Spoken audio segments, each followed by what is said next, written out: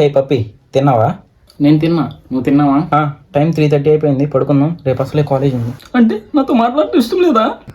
అది కాదు పప్పి, రేపు పొద్దున అసలే కాలేజ్ ఉందని. అంటే నాకంటే నీకు కాలేజ్ ఎక్కువ? హే, ఇప్పుడేగా బాగున్నావు, ఇంతలోపు ఏమైంది? అంటే నాకు పిచ్చి ఎక్కింది అంటున్నావా? హే, నేను అలా అనలే. అయినా నువ్వు కాలేజ్ ఎందుకంటున్నావు నాకు తెలుసులే. ఆ టొక్కలాడి పావని కోసమేగా.